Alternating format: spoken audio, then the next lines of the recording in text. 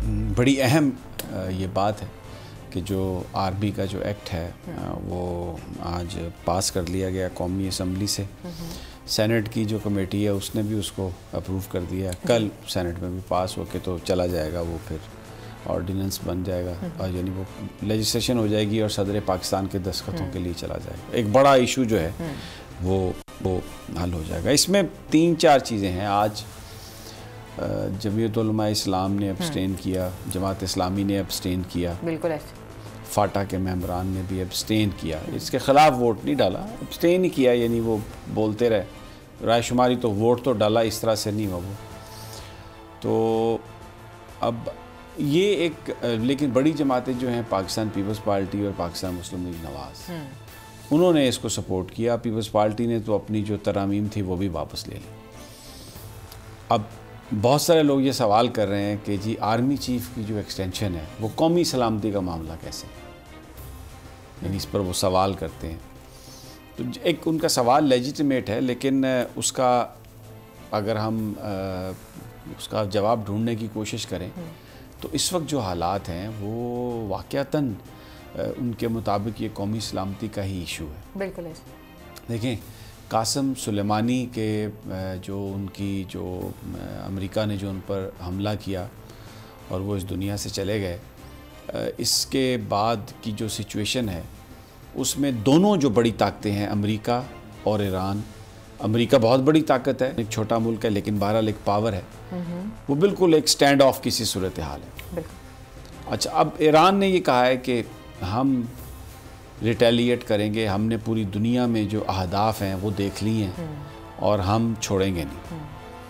अब ये रिटेलिएशन जो उनकी है वो किसी जगह भी हो सकती है ना। अब व्हाट इफ़ दे रिटेलिएट इन पाकिस्तान? यहाँ पर भी अमेरिकन एसेट्स हैं, अफ़गानिस्तान में भी हैं, बहरीन में भी हैं, सऊदी अरेबिया में भी हैं, कतर में भी हैं, हर जगह पर हैं। तो उन्होंने कहा कि पूरी दुनिया में हम ये हिट कर सकते हैं। तो अगर पाकिस्तान में वो हिट कर देते हैं तो फिर इसका मतलब ये है कि हम तो वी आर एट वॉर ना जी। बिल्कुल ऐसा, क्योंकि अगर पाकिस्तान के अंदर कुछ होता है तो पाकिस्तान भी तो उसका रिस्पॉन्सिबल बनता है ना। तो अब ये इसका मतलब ये है कि हम ना चाहते हुए भी उस कॉन्फ्लिक्ट में आ गए। चाइना देख लें, इंडिया देख लें, हर जगह पे कोई ना कोई इशू हमारा चल रहा है। बिल्कुल ऐसा, ठीक है। अब अगर हम ये कहें कि जनाब हम तो, ये एक अच्छी बात कही है प्राइम मिनिस्टर ने, उन्होंने ये कहा है कि हम इसमें पार्टी नहीं बनेंगे, हम किसी फरीक के साथ नहीं होंगे।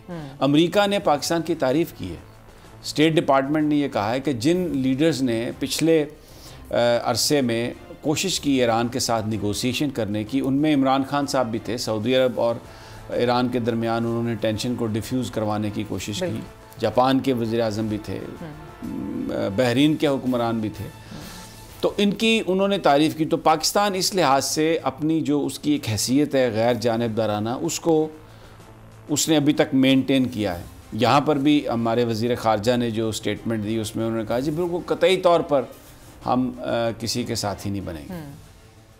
अच्छा, अब हम इससे लाताल्लुक़ भी नहीं रह सकते, इसलिए कि स्ट्रेट ऑफ हॉर्मज़ में से तमाम जो जहाज़ हैं वो गुज़रते हैं तेल वाले। अभी जब से ये कॉन्फ्लिक्ट शुरू हुआ है तेल की कीमत ऊपर चढ़ गई है। जब तेल की कीमत ऊपर जाती है तो इसका मतलब है हमारा इंपोर्ट बिल बढ़ता है ना।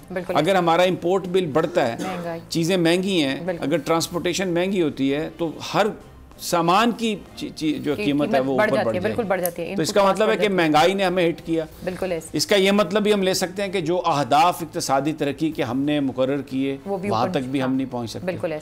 तो ये इस सारी सिचुएशन को डिफ्यूज़ करना हमारे मफाद में भी है। अगर ये एस्केलेट होता है जिस तरह अभी ये एस्केलेशन की तरफ जा रहा है, अगर ये फर्दर एस्केलेट होता है तो पाकिस्तान के जो मामलात हैं, पाकिस्तान के जो हालात हैं, वो इसका डायरेक्टली इससे अफेक्ट होते हैं। इन हालात में ये जहाँ से मैंने शुरू की कि ये इसका हमारे यहाँ इम्पैक्ट कैसा है, इन हालात में जो पाकिस्तान आर्मी के चीफ का जो एक्सटेंशन है या उनकी जो तकर्री के मामलात हैं उनको तय करना, और फिर जबकि सुप्रीम कोर्ट का हुक्म भी आ चुका था, उनको तय करना निहायत ज़रूरी था। अब जनरल बाजवा की जो एक्सटेंशन है, देखिए ये पर्सन स्पेसिफिक इसलिए नहीं रहा ये सारी लेजिस्लेशन कि इसमें बहरिया के चीफ़, इसमें पाक फ़ज़ाइया के चीफ़, उनकी जो मुद्दत मुलाजमत है, उनकी तकर्री एक्सटेंशन, सारा उसमें कवर किया गया उस मामले में। जनरल कमर जावेद बाजवा, उनको देखें, बड़ी एक यूनिक सिचुएशन है। जो PMLN की गवर्नमेंट थी, उनको उस वक्त उनका तकर्रर हुआ था, नवाज शरीफ साहब ने उनका तकर्रर किया था बतौर आर्मी चीफ। तो वो तब भी प्राइम मिनिस्टर जब नून लीग के थे, नवाज शरीफ साहब थे, शाहिद खाकान अब्बासी थे, तो पाकिस्तान की आर्मी ने अपना पूरा जो वज़न है उनके पलड़े में डाला। जब कर्ज़ा लेने की बात थी, बैरूनी दुनिया की इमदाद की बात थी, पाकिस्तान की फ़ाइनेंशियल सिचुएशन की बात थी, पाकिस्तान के अंदर सिक्योरिटी रिलेटेड जो इश्यूज़ थे, सारे के सारे उन्होंने ख़ुद से हैंडल किए हुए। फिर प्राइम मिनिस्टर इमरान खान के साथ भी उनके जो मामला थे, अभी जो डिप्लोमेसी हुई सऊदी अरबिया और UAE के साथ, उसमें भी बड़ा अहम एक रोल रहा जनरल कमर जावेद बाजवा का। आप हमारे पड़ोस में देखें, भारत के जो आर्मी चीफ हैं, उनको उन्होंने वो जो उनके चेयरमैन, वो चीफ ऑफ जनरल्स, वो जो डिफेंस एक नया अहदा उन्होंने क्रिएट किया, वहाँ पर उन्होंने अपने आर्मी चीफ को उनको एक्सटेंशन दी, उनको लगाया, क्योंकि कंटिन्यूटी बहुत ज़रूरी है।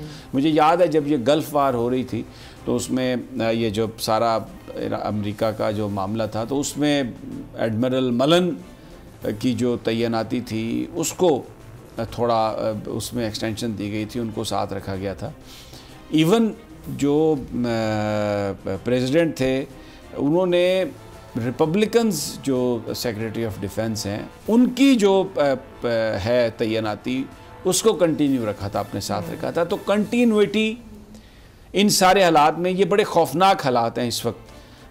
जो अमेरिका और ईरान का जो मामला है, ये बहुत ज़्यादा खौफनाक मामला है। यानी ये इतना खौफनाक मामला है अलीना, कि अमेरिका के अंदर से हमने देखा है कि इसके ख़िलाफ़ आवाज़ें उठी हैं।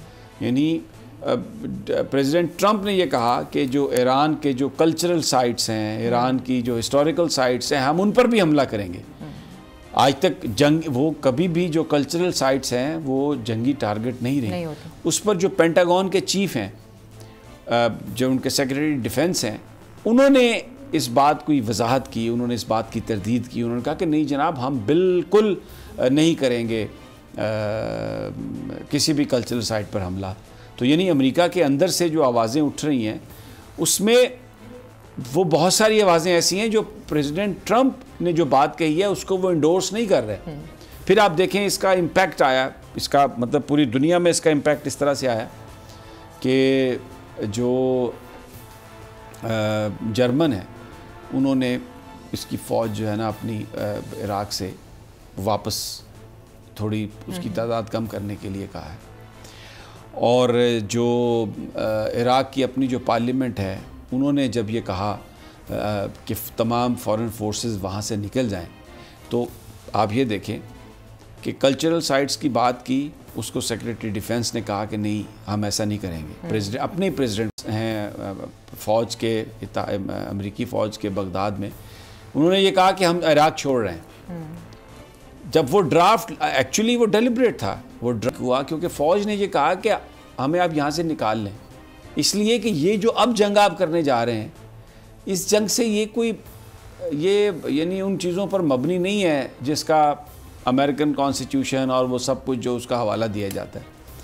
तो उसको फिर अमेरिका ने कवर किया। उन्होंने कहा कि ये पुअरली वर्डेड लेटर था और ये गलती थी जनरल विलियम की, शायद उनका नाम है, ये ऐसा नहीं हो सकता, हम तो रिपोजिशनिंग कर रहे हैं। उसको उन्होंने कवर अप करने की कोशिश की, जो हर हुकूमत करती है।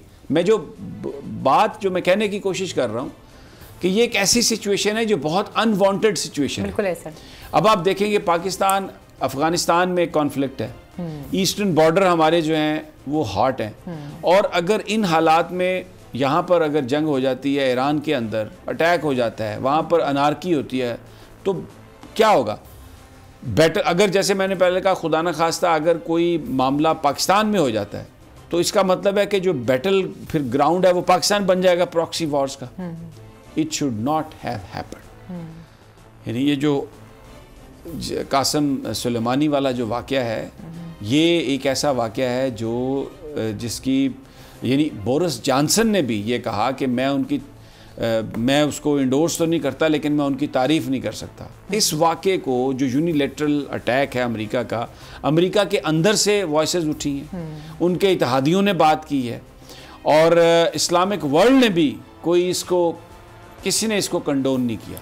जो रिएक्शन ईरान से आ रहा है, जो मामलात वहाँ से आ रहे हैं, जिस तरीके से मिलियंस ऑफ लोग जो हैं वो उनके जनाजे में भी आए हैं, और जो हमने देखा एक उनका जो वहाँ पर जो एहतजाज है ईरान के अंदर, इससे लगता है कि ये एस्केलेट होगा, ये डी एस्केलेट नहीं होगा। तो इन हालात में हमारा जो आर्मी चीफ का जो मामला है उसका बड़े खुश असलूबी से तय होना कौमी असम्बली में, और बड़ी पॉलिटिकल पार्टीज़ जिसमें पाकिस्तान मुस्लिम लीग नून है, जिसमें पाकिस्तान पीपल्स पार्टी है, उन्होंने जो कुछ किया वो कौमी सलामती के ऐन मुताबिक किया, और उनका जो रवैया था, उनका जो ये पोस्चर है, फौरी तौर पर उन्होंने इसकी बहुत से लोग ये समझते हैं कौमी सलामती के साथ साथ उनकी फ्यूचर पॉलिटिक्स भी थी, कि आने वाले दिनों में उनकी फ्यूचर पॉलिटिक्स के लिए एक जो पाथ है वो हो जाएगा, इवन हो जाएगा। इस पर भी डिस्कशंस हो रही हैं। देखिए इसमें दो जगह बन गई, इसमें दो बातें हुई, मैं आपको बताऊं। एक तो ये कि जो नवाज शरीफ साहब का जो बयानिया तरतीब वो आया ना, वोट को इज़्ज़त दो, पिछले 2 दिनों से जो हो रहा था सब, अब वो बयानिया एक्चुअली बहुत सारे लोगों का ख्याल है कि वो नवाज शरीफ साहब क्योंकि एक सादा तबीयत के आदमी है, तो उनको इस तरफ माइल कर लिया। अच्छा। उसको इस तरफ ले जाने में जिन लोगों का हाथ है उनमें परवेज़ रशीद साहब पेश हैं, उनका एक अपना उनका माइंड सेट है। फिर इसके अलावा इरफान सदीकी साहब का भी इस हवाले से नाम आ रहा है कि वो भी, उन्होंने भी इस हवाले से बहुत कुछ किया। फिर अब महमूद खान अचकज़ई जो हैं, उन्होंने बहुत इन्फ्लुएंस किया नवाज शरीफ साहब को, और उन्होंने भी ये कहा कि बिल्कुल ये जो फ़ौज है बेसिकली ये सारे मामलात को इन्होंने किया है, और नवाज शरीफ साहब ने कह दिया कि मुझे क्यों निकाला। उन्होंने ये कहा कि जी मुझे सुप्रीम कोर्ट को उन्होंने इल्ज़ाम लगा दिया कि जनाब ये तो फ़ौज के कहने पे ये सब कुछ हुआ है, ये उनकी एक मिस्टेक थी। लेकिन बहुत से लोग कहते हैं कि मरीम नवाज साहिबा जी थी इसके पीछे मास्टरमाइंड, बल्कि आप भी कह चुके हैं बहुत दफ़ा इसी शो में बैठ के। देखिए बिल्कुल इसमें कोई शक नहीं कि मरीम नवाज साहिबा जो हैं, ये उनकी जो गुफ्तगू है, मैं अब वो क्लिप चलवाना नहीं चाहता जो उन्होंने पाकिस्तान की आर्मी के बारे में बात कही, पाकिस्तान ये जो बयानिया उन्होंने दिया, क्योंकि ये इस वक्त उन इख्तलाफात का जिक्र करना मुनासिब नहीं है। और फिर ख़ास तौर पर मैं ये बात आपको मैं कहता हूँ कि देखें, नवाज़ शरीफ साहब ने, बहुत सारे लोग ये कहते हैं कि जी ये जो फ़ौज का जो वोट को इज़्ज़त दो फ़ौज का मुखालिफ बयानिया था, और अब वो बयानिया दम तोड़ गया। मैं इससे एग्री नहीं करता ज़ाती तौर पर। मेरा ये ख्याल है कि आर्मी चीफ की जो मुद्दत मुलाजमत है और उसकी जो एक्सटेंशन है, उस मामले में नवाज शरीफ साहब ने या पीपल्स पार्टी ने वोट दिया है प्राइम मिनिस्टर के इख्तियारात को ज़्यादा करने के लिए। बिल्कुल ऐसे, ठीक है ना। प्राइम मिनिस्टर का जो ऑफिस है उसको उन्होंने ज़्यादा स्ट्रॉन्ग बनाया। उन्होंने, जो नवाज शरीफ साहब हैं वो कहते हैं कि वोट को इज़्ज़त दो से मुराद ये है उनका कि जो इलेक्टेड लोग हैं उनके खिलाफ ये जो कार्रवाइयाँ हैं उनके मुताबिक इसमें पाकिस्तान की फ़ौज मुलव्वस है। तो वो अभी भी उस बात पर कायम है अपनी, ठीक, कि उनका जो बयानिया है, जो मेरी मुस्लिम लीग नून के लोगों से बात हुई, अब कुछ लोग इसको, वो लोग जो पाकिस्तान की फ़ौज की मुखालफत में पागल और अंधे हो चुके हैं, जो ये पाकिस्तान की फ़ौज को दुश्मन की फ़ौज समझते हैं, उनका वो ये मामला बन गया कि वो अब नवाज शरीफ साहब को भी गालियाँ निकाल रहे हैं। वो कह रहे हैं जी ये डेथ ऑफ डेमोक्रेसी हो गई। भाई, एक पार्लियामेंट ने बिल पास किया है जिसके मुताबिक प्राइम मिनिस्टर का ऑफिस मजीद बाख्तियार हो गया। उसको अब आईनी कानूनी अगर कोई उसमें लक्यूना था, देखे ना, प्राइम मिनिस्टर और प्राइम मिनिस्टर की एडवाइस पे प्रेसिडेंट लगाते थे। सुप्रीम कोर्ट के पास जब ये केस गया तो उन्होंने कहा कि जी इसमें कौन सा कानून है, आप वो कानून ले आए, ये तो आपके पास कानून नहीं है। सुप्रीम कोर्ट ने ये कहा, यानी प्राइम मिनिस्टर का जो ऑफिस है वो किसी इख्तियार के बगैर ये कर रहा है, कानून में वो इख्तियार नहीं है, आपने समझ लिया है लेकिन है नहीं है, ये सुप्रीम कोर्ट ने कहा। पार्लियामेंट ने उस पर लेजिस्लेशन की। तो जो तमाम जो बड़ी पॉलिटिकल पार्टीज़ हैं, जब उनके साथ गवर्नमेंट ने बात की कि देखें ये प्राइम मिनिस्टर के ऑफिस की बात है, और जहाँ तक जनरल कमर जावेद बाजवा की एक्सटेंशन की बात है, उसमें तो किसी पार्टी ने मुखालफत नहीं की। ना पीपल्स पार्टी ने मुखालफत की थी। और कमर जावेद बाजवा साहब को तो नवाज शरीफ साहब ने खुद लगाया। सब्सक्राइब करें और बेल दबाएं ताकि कोई खबर रह न जाए।